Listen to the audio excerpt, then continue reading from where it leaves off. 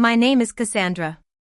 Sitting here now, with the quiet of the evening wrapping around me, I'm reminded of that fateful family dinner. The faces of my mother, my brother, and the rest of the so-called family are still etched in my mind. It was a night that changed everything, a confrontation I'd been reluctantly leading up to and yet couldn't avoid. My husband, Henry, was a kind and unassuming man. We'd been married for 10 years, living in a cozy cottage on Elmwood Lane in the small town of Clearbrook.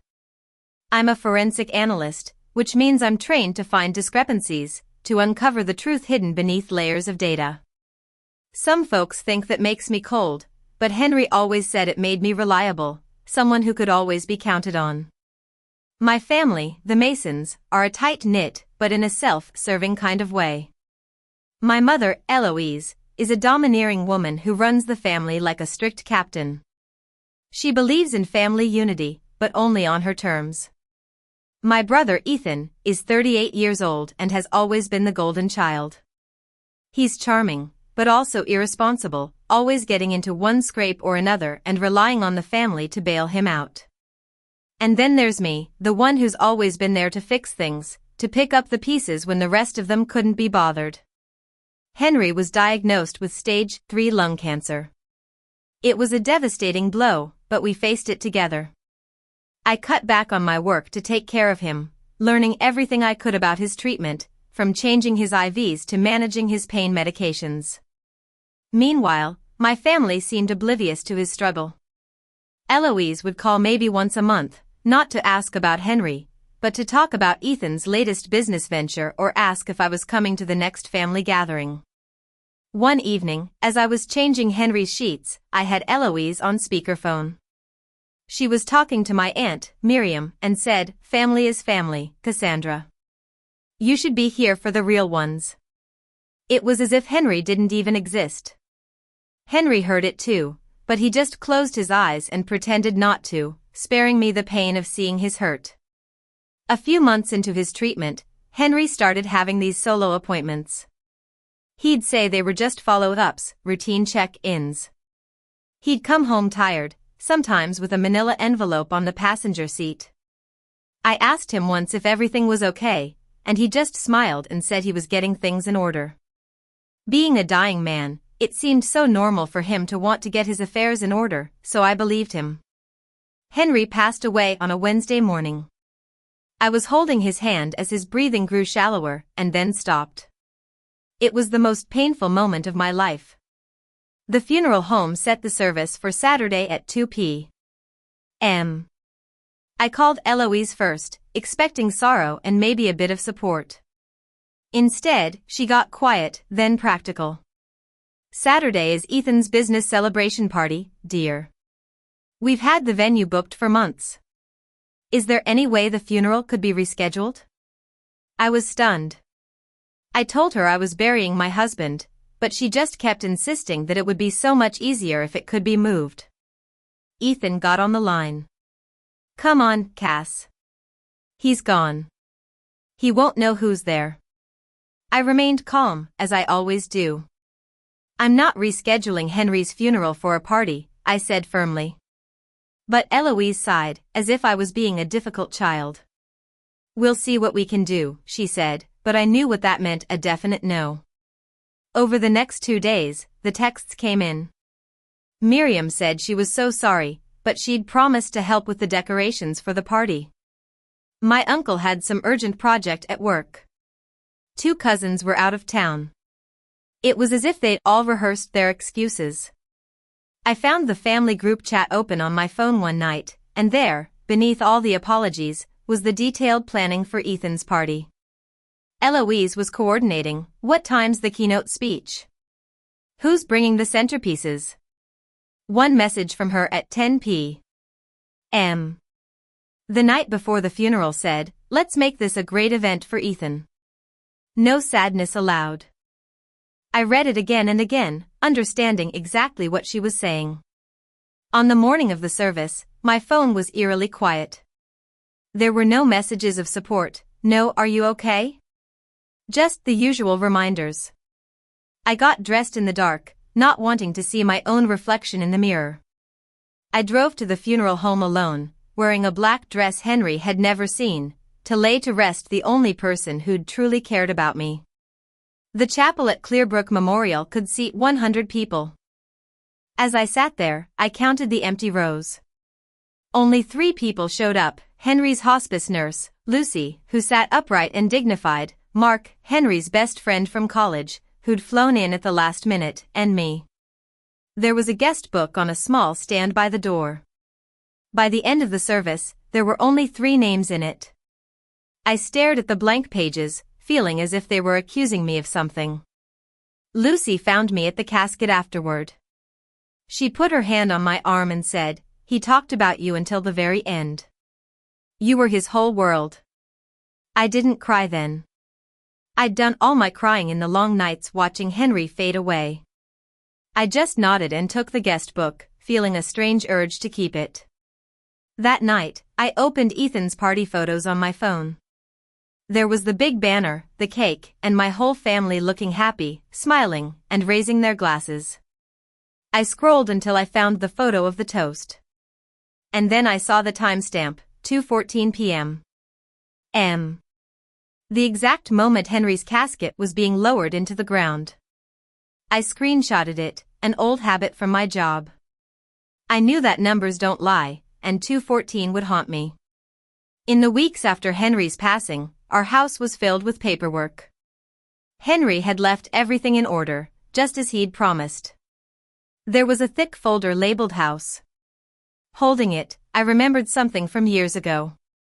7 years back, my parents were on the verge of losing their house on Oak Street. They'd taken out a second mortgage and were drowning in debt. And then, miraculously, the crisis disappeared.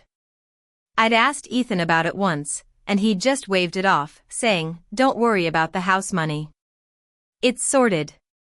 About 9 days after the funeral, my family suddenly rediscovered me. Eloise called, her voice soft and honey-sweet. "I've been giving you space, dear. Grief is a personal thing. But how are you handling Henry's affairs?" Ethan texted, suggesting we grab lunch. Miriam mailed a card. It was as if they'd only just remembered I existed once they thought there might be money involved. I started looking into the paperwork. Among the files was a manila envelope addressed to a law firm in Clearbrook. I was hesitant to open it, but with the whispers in town about how Henry had stolen me from my family, my curiosity got the better of me. The next day, I called the law office. I met with the lawyer, Mr. Thompson. His office smelled of old books and coffee. He'd known Henry for a couple of years. He told me that when Henry's scans turned bad, he'd come to Mr. Thompson to ensure everything would be taken care of for me.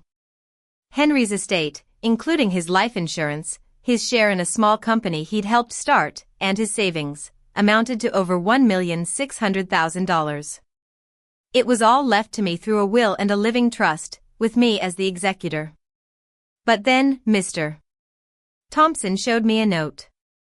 It was a loan Henry had made to my parents 7 years ago, for $350,000, to save their house. It was a promissory note, secured by a deed of trust on the house, and my parents had signed every page. They'd always thought it was a family gift, but it was a loan, and Henry had never forgiven the balance.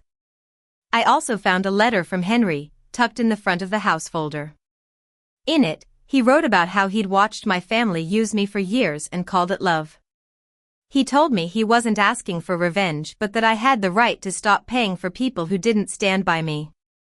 "Be kind, but stand your ground," he'd written. I learned that my parents had always bragged about being the beneficiaries of Henry's life insurance. But they were only contingent beneficiaries.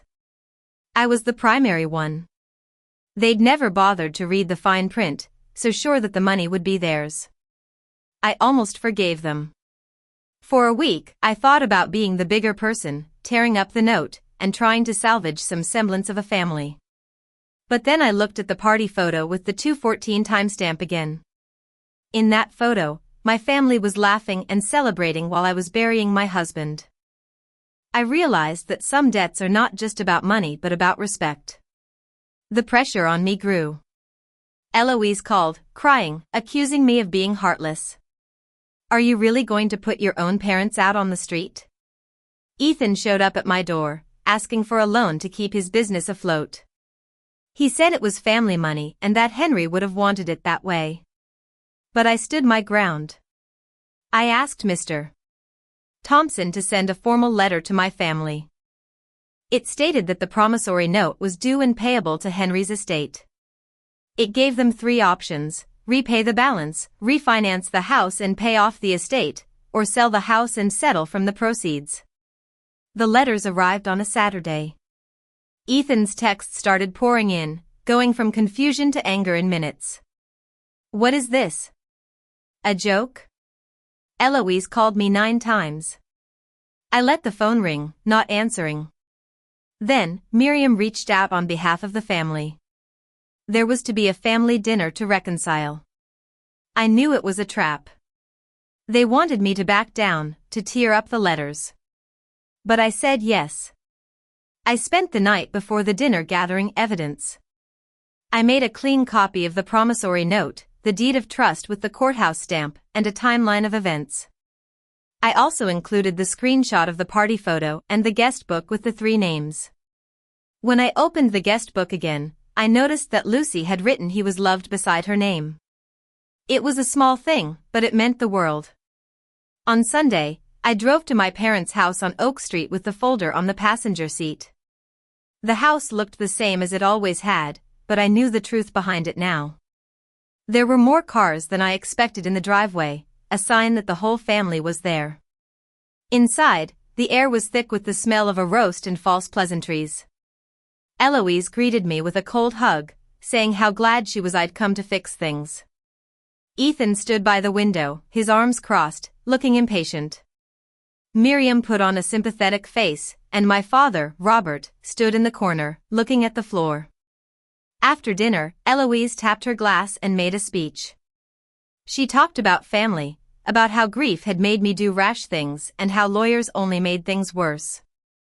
She said that we should call off the whole letter business and be a family again. I set down my fork and placed the folder on the table, squared to the edge, the way Henry always did. Can I say something first? I asked. Everyone nodded, thinking I was about to cave. I opened the folder and showed the deed to Eloise. Ethan has been telling people the house money was a gift and that it died with Henry. But 8 years ago, when this house was on the verge of being foreclosed, Henry loaned you $350,000. It was a loan, signed and recorded at the courthouse. And as Henry's executor, I decide how this estate is handled. Eloise exploded. How dare you? After all we've done for you, this is how you repay us. She cried and raged, accusing me of being ungrateful. Ethan called me cold-hearted, a thief. But I stayed calm. I told them that I wasn't the one who'd turned my back on Henry when he needed them the most. Then, someone from the family, probably trying to get a rise out of me, said, "We're your real family, Cass. Henry is gone." I reached into the folder and took out the guest book. "Real family shows up," I said. "Only 3 people came to Henry's funeral. You were at a party." I also read them Henry's letter, the part about standing up for myself. Finally, Robert spoke up. "I went to the funeral. I parked in the back. I couldn't bring myself to go in. I'm sorry." I looked at him and said, "You had a chance, Dad. You just had to walk through the doors." In the end, I told them the 3 options from the letter remained. I gathered my folder and left, saying that my lawyer would be in touch. It took 6 weeks, but my parents chose to refinance the house. The rising real estate market had increased its value, and they were able to pay off the debt.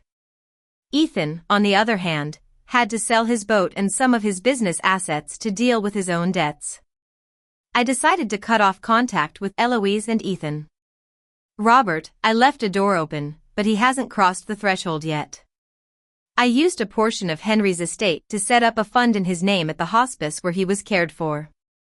The guest book sits on my shelf, A reminder of who my real family is, those who showed up when it mattered most. Kindness is a virtue, but I've learned that it has to be given to those who deserve it.